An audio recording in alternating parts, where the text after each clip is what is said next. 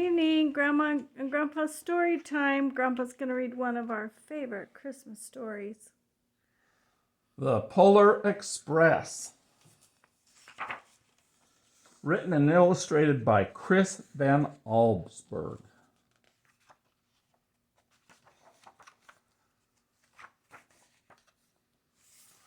On Christmas Eve, many years ago, I lay quietly in my bed.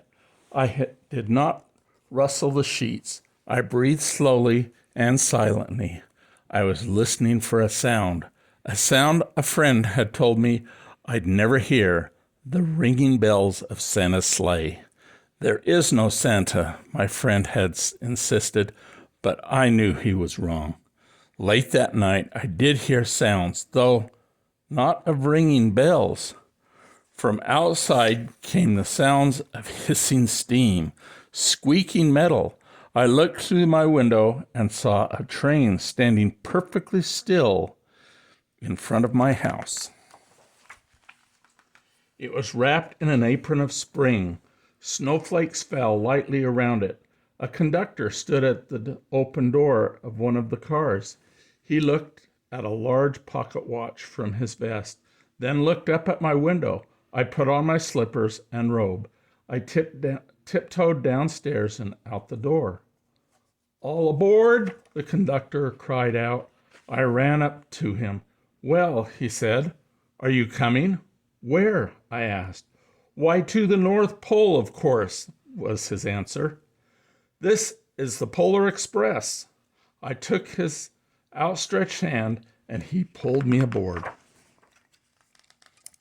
The train was filled with other children, all in their pajamas and nightgowns. We sang songs, carols, and ate candies with nougat centers as white as snow. We drank hot cocoa as thick and rich as melted chocolate bars.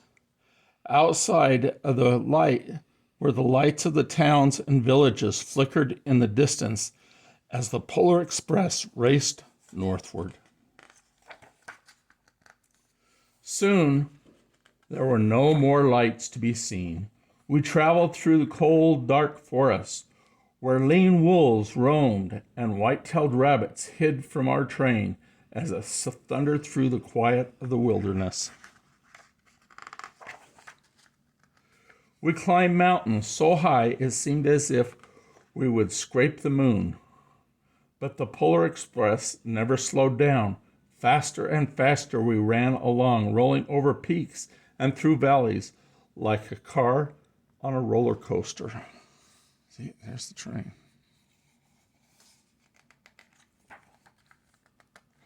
The mountains turned into hills, the hills to snow-covered plains. We crossed a barren desert of ice and great polar ice cap. Lights appeared in the distance. They looked like the lights of a strange ocean liner sailing on a frozen sea. "There," said the conductor, "is the North Pole."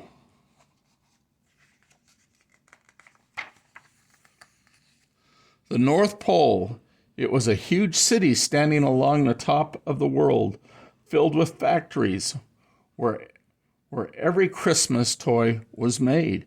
At first we saw no elves. "They are gathered at the center of the city," the conductor told us.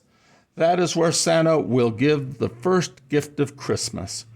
"Who receives the first gift of Christmas?" we all asked.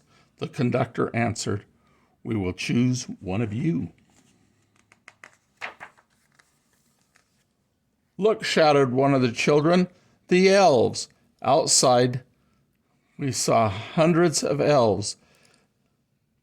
As our train drew closer to the center of the North Pole, we slowed to a crawl.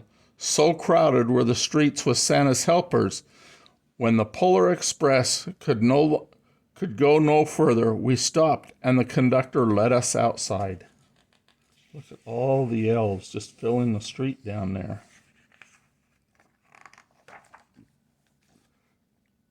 We pressed through the crowd to the edge of a large open circle. In front of us stood Santa's sleigh. The reindeer were excited. They pranced and they paced, ringing the silver sleigh bells that hung from their harnesses. It was a magical sound, like nothing I'd ever heard. Across the circle, the elves moved apart, and Santa Claus appeared.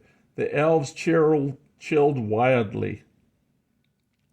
He marched over to us, and pointing to me, said, "Let's have this fellow here." He jumped into a sleigh. The conductor handed me up.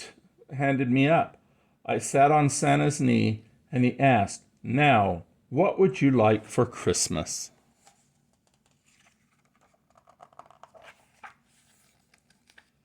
I knew that I could have any gift I could imagine, but the thing I wanted most for Christmas was not inside Santa's giant bag. What I wanted more than anything was one silver bell from Santa's sleigh. When I asked, Santa smiled. Then he gave me a hug and told an elf to cut a bell from the reindeer's harness. The elf tossed it up to Santa. He stood holding the bell high above him and called out, "The first gift of Christmas."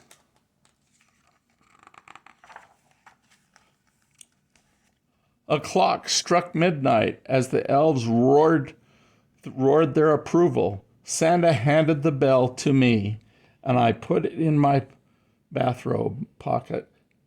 The conductor helped me down from the sleigh. Santa shouted out the reindeers' names and cracked his whip.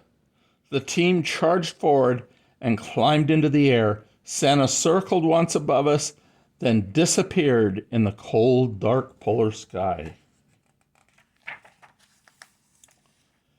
As soon as we were back inside the Polar Express, the other children asked to see the bell. I reached into my pocket, but the only thing I felt was a hole.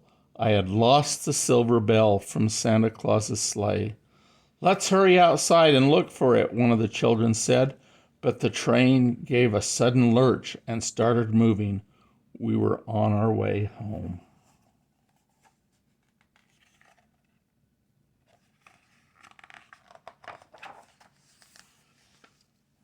It broke my heart to lose the bell. When the train reached my house, I sadly left the other children.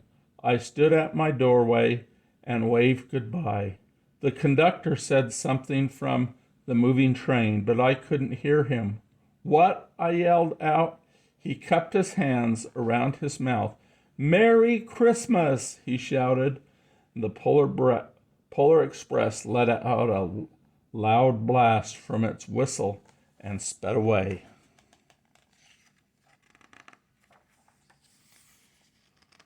On Christmas morning, my little sister Sarah and I opened our presents. When it looked as if everything had been unwrapped, Sarah found one more last small box behind the tree. It had my name on it.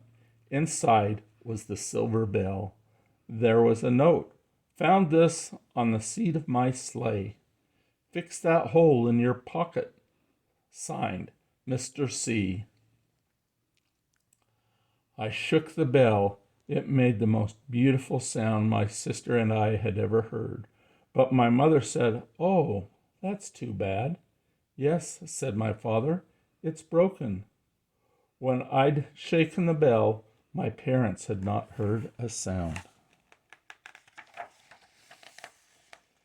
At one time, most of my friends could hear the bell, but as the years passed, it fell silent for all of them.